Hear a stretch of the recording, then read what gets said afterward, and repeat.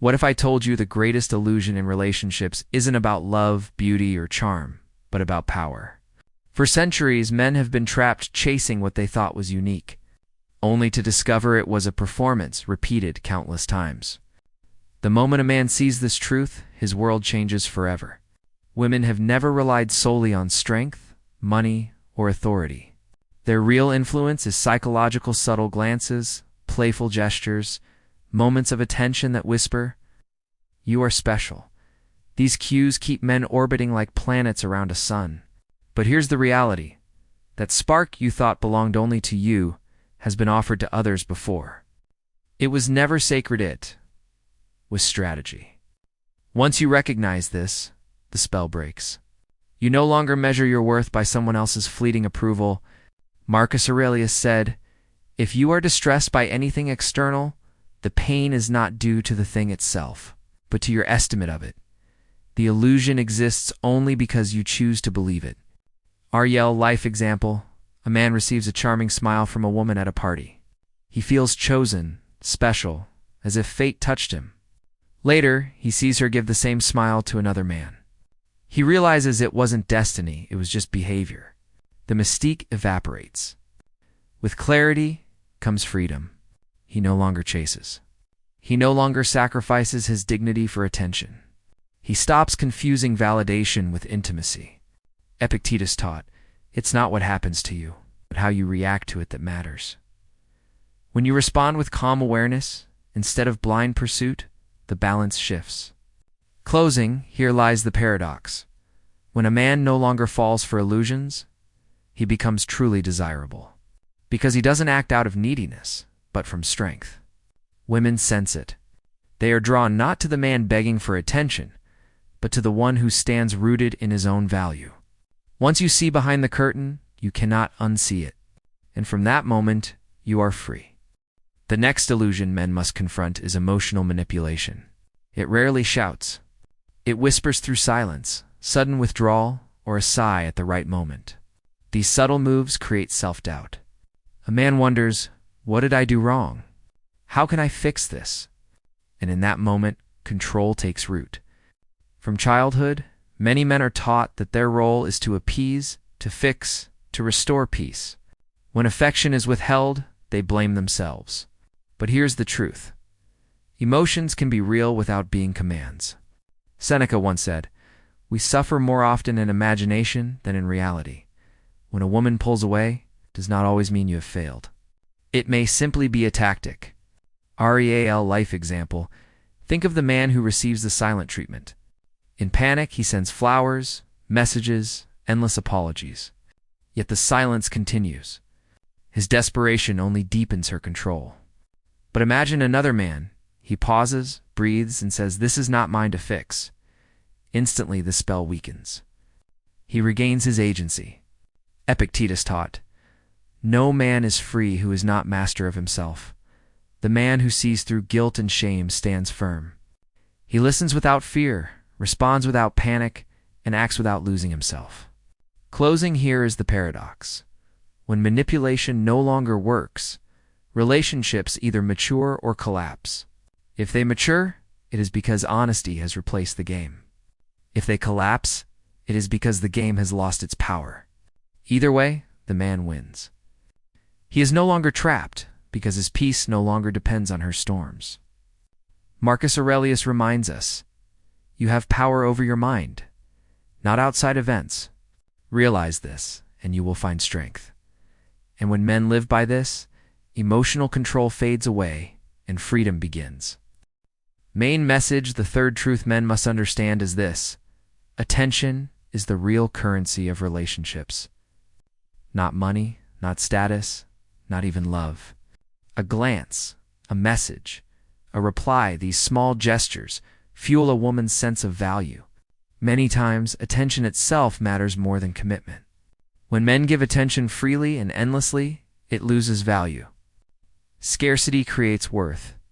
The man who texts constantly, praises without end, or always chases, becomes predictable and replaceable. Marcus Aurelius wrote, "The soul becomes dyed with the color of its thoughts." Where you place your focus shapes not only your life, but the power others hold over you. Real life.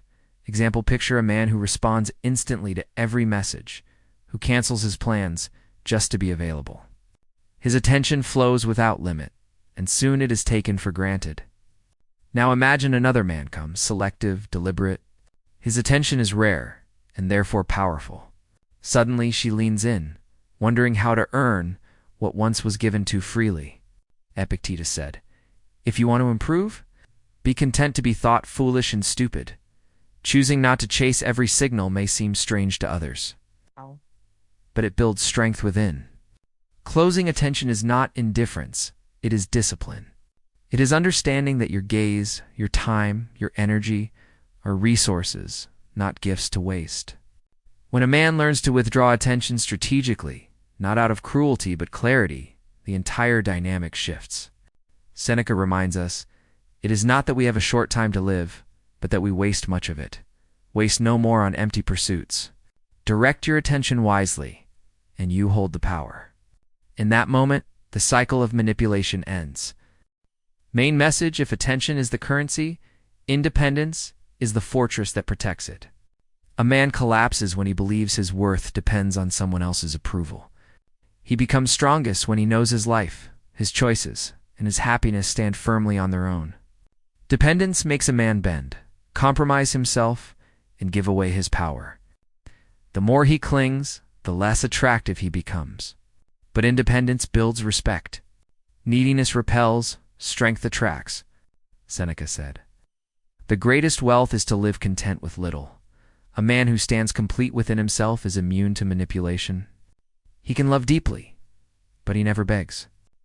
Real life example: one man fears losing his partner. He studies every mood, adjusts constantly, and sacrifices who he is just to stay. Another man values her, but he knows he can walk away if respect disappears. Which one commands respect? The second, because his independence makes him untouchable. Epictetus taught, "Freedom is the only worthy goal in life. It is won by disregarding things beyond our control. The man who embodies this truth is calm, grounded, and fearless of rejection." Closing independence is not coldness. It is presence without fear. It gives a man freedom to choose, not cling, to walk away, not collapse. And here lies the paradox. The man who doesn't need her is often the one she desires most. Marcus Aurelius said, "Look well into yourself. There is a source of strength which will always spring up.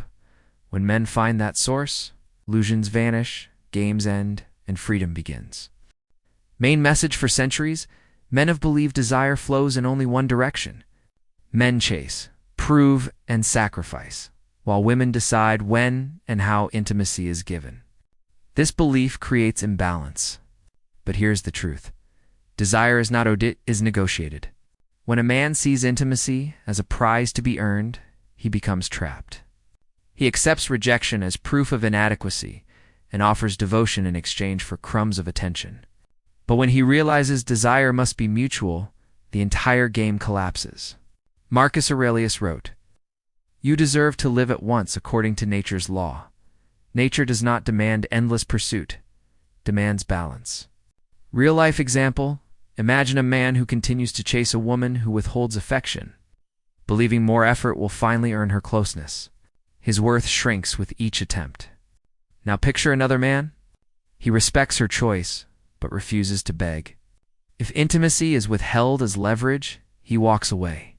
That man holds the power. Epictetus said, "If you want something good, get it from yourself." True connection is not bought with submission, but built on authenticity. Closing this shift is transformative. The man who knows desire is not duty stops chasing what is withheld. He values intimacy, but only when it is freely given. He demands mutuality over manipulation, truth over transaction. Seneca reminds us, "He who is brave is free." The brave man refuses to beg for closeness. He chooses equality, and in doing so, becomes unshakable. When enough men awaken to this truth, the game of intimacy is rewritten forever. Main message: the most powerful man is not the loudest or the strongest, but the one who cannot be moved. He does not bend under silence, threats, or the need for constant approval. He carries himself with calm certainty. This is the unshakable man, and he dismantles the last illusion of control. When a man is steady, he becomes unpredictable. The cold shoulder no longer panics him. The threat of leaving does not frighten him. Emotional storms may swirl, but his center holds firm. And in that stillness, he is free. Marcus Aurelius wrote, "You have power over your mind, not outside events. Realize this, and you will find strength." The unshakable man lives this truth. Real life. Example, think of two men. One is shaken every time tension arises. He pleads, apologizes, and changes himself to avoid conflict.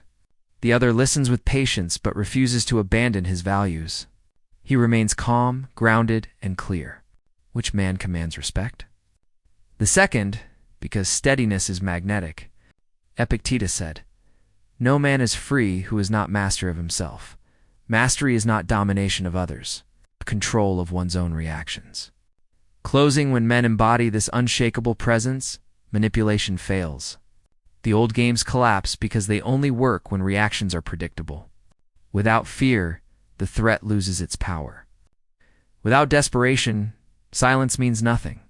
Seneca reminds us, "It is not that things are difficult that we do not dare. It is because we do not dare that they are difficult." The man who dares to stand firm, without fear of loss, becomes irresistible. His calmness is strength, and his strength is freedom.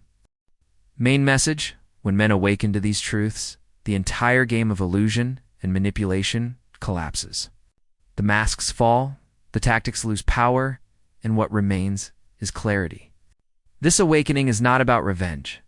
It is about reclaiming dignity, self-respect, and freedom.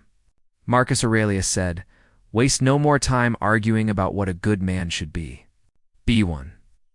Once men stop chasing illusions and start living with conviction, the balance resets. Real.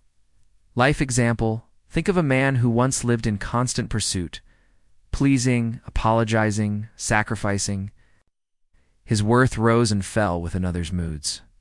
But then he awakens. He realizes his value is his own. He no longer begs for closeness, no longer fears rejection. He becomes calm, confident, and free. That transformation changes every relationship he touches. Epictetus taught, "Freedom is the right to live as we wish, and that freedom is born the moment." A man sees through manipulation and stands firm in his truth. Closing, the paradox is clear. When men no longer need to play the game, they finally win it. They become steady, self-possessed, untouchable. And ironically, it is this strength that makes them most attractive. Women respect the man who cannot be controlled. Seneca reminds us, "He who has conquered himself is free." This is the ultimate Stoic lesson. Once men embody this freedom, the illusions crumble, the manipulation fades, and the game ends. In that moment, the man stands unshakably, truly free.